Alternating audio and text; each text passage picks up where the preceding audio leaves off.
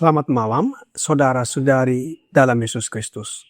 Selamat bertemu kembali dalam renungan malam, Ye shall receive power, atau engkau akan menerima kuasa, oleh Ellen G. White, tanggal 1 Desember 2025.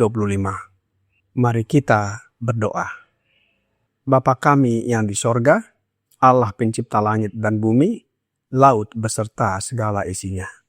Satu-satunya Allah yang benar, yang kami sembah selalu melalui anak-Mu Yesus Kristus. Kami bersyukur dan berterima kasih atas penyertaan dan perlindungan Bapa sepanjang hari dalam seluruh aktivitas dan pekerjaan kami. Sebentar kami akan mendengarkan firman-Mu melalui renungan malam. Mohon kehadiran roh anak-Mu Yesus Kristus dalam hati kami, sehingga kami mengerti dan menghidupkan firman-Mu. Kami persembahkan doa ini di dalam nama Yesus, yang adalah Tuhan dan Juru Selamat kami. Amin.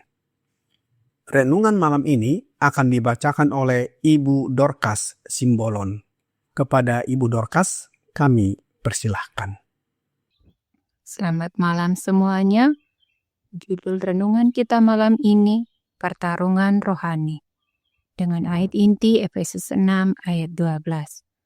Karena perjuangan kita bukanlah melawan darah dan daging, tetapi melawan pemerintah-pemerintah, melawan penguasa-penguasa, melawan penghulu-penghulu dunia yang gelap ini, melawan roh-roh jahat di udara. Kehidupan Kristen adalah sebuah peperangan.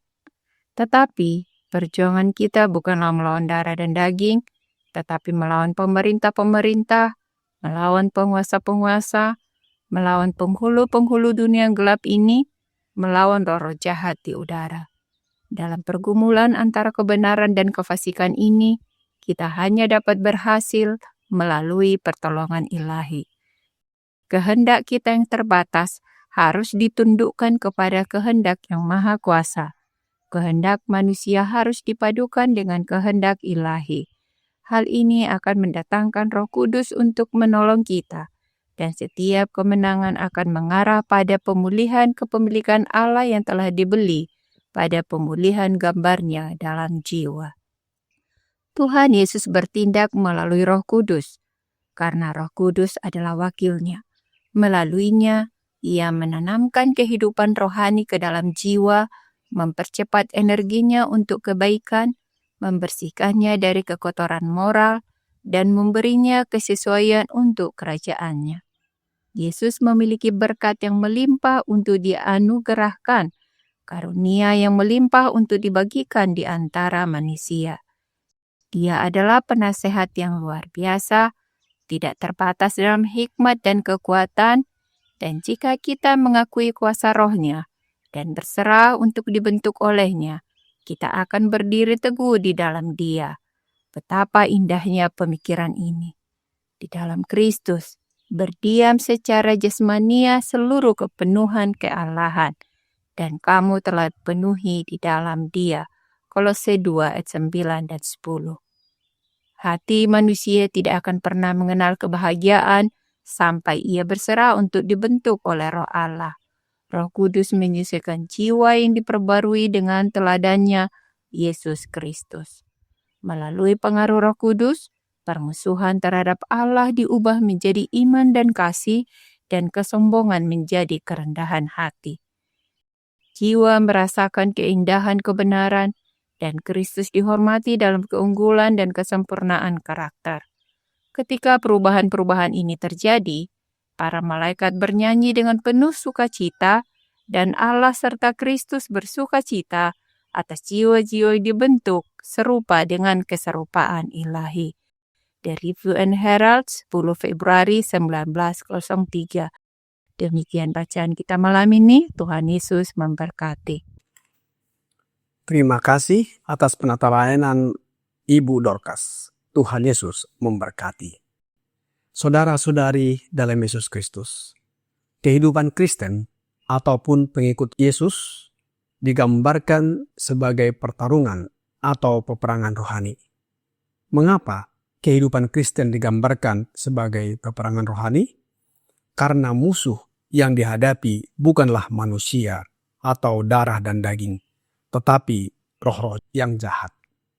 Di dalam ayat inti renungan malam ini, Efesus 6 ayat 12 berkata, "Karena perjuangan kita bukanlah melawan darah dan daging, tetapi melawan pemerintah-pemerintah, melawan penguasa-penguasa, melawan penghulu-penghulu dunia yang gelap ini, melawan roh-roh jahat di udara." Roh nubuat sering menggambarkan bahwa konflik atau pertentangan besar antara Kristus dan setan, di mana setiap orang Kristen adalah medan pertempuran. Hal ini dapat kita baca di dalam Testimonies for the Church, volume 3, halaman 253, paragraf 2. Kehidupan Kristen adalah pertempuran dan perjalanan yang terus-menerus. Tidak ada istirahat dalam peperangan. Dengan upaya yang terus-menerus dan tidak henti-hentinya, kita mempertahankan kemenangan atas godaan setan. Sebagai umat, kita menang dalam kemurnian dan kekuatan kebenaran.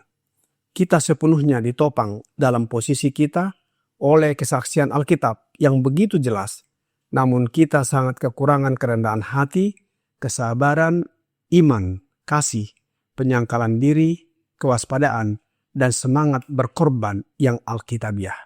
Kita perlu memupuk kekudusan alkitabiah. Dosa merajalela di antara umat Allah. Bagaimana caranya kita dapat memupuk kekudusan alkitabiah atau sesuai dengan firman Allah? Di dalam renungan malam ini, Ye Shall Receive Power, halaman 344, paragraf 2 berkata, "Kehendak kita yang terbatas harus ditundukkan kepada kehendak yang maha kuasa. Kehendak manusia harus dipadukan dengan kehendak ilahi. Hal ini akan mendatangkan Roh Kudus untuk menolong kita, dan setiap kemenangan akan mengarah pada pemulihan kepemilikan Allah yang telah dibeli pada pemulihan gambarnya dalam jiwa." Roh Kudus, yaitu Roh Yesus Kristus, menolong kita untuk menang dalam melawan dosa, dan kita dapat menuruti perintah-perintah Allah dan hidup dalam kekudusan. Jiwa kita diperbaharui dan kita dipulihkan sesuai atau serupa dengan gambar atau karakternya. Hal ini dikatakan di dalam tulisan Roh Nubuat, Counsels for the Church, halaman 78, paragraf 6. Karakter Kristen yang ideal adalah keserupaan dengan Kristus. Saudara-saudari dalam Yesus Kristus, pekerjaan setan adalah melengsarkan Yesus Kristus dari hati dan membentuk kodrat manusia menjadi gambarannya sendiri dengan karakter yang cacat. Ia membangkitkan semua kecenderungan jahat, membangkitkan nafsu dan ambisi yang tidak suci. Ia menyatakan, segala kuasa ini, kehormatan ini, kekayaan ini, dan kesenangan berdosa ini akan kuberikan kepadamu, tetapi syaratnya adalah integritas harus diserahkan, hati nurani ditumpulkan.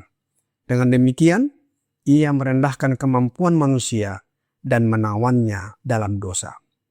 Oleh sebab itu, Allah memanggil manusia untuk melawan kuasa jahat dengan kehidupan Yesus dalam hidupnya.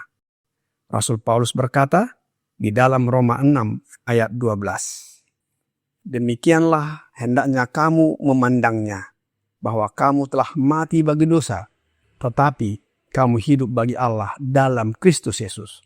Sebab itu, hendaklah dosa jangan berkuasa lagi di dalam tubuhmu yang fana, supaya kamu jangan lagi menuruti keinginannya."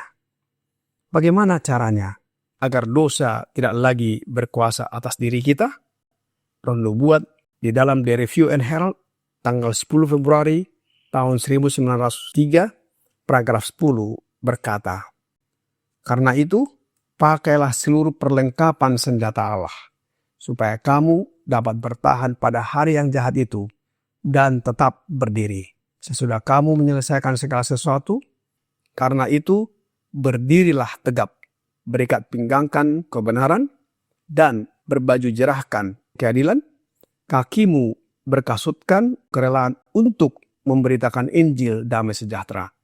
Dan dalam segala keadaan, pergunakanlah perisai iman, sebab dengan perisai itu kamu akan dapat memadamkan semua panah api dari si jahat. Dan terimalah ketopong keselamatan dan pedang roh, yaitu firman Allah." Saudara-saudari dalam Yesus Kristus, hidup bagi Allah dalam Yesus Kristus artinya keserupaan dengan Dia dalam karakter atau tabiat. Yesus semasa hidupnya di dunia ini tidak menuruti keinginan daging dan tidak berdosa. Hidup inilah yang diberikan kepada kita bila mana kita mau menerimanya.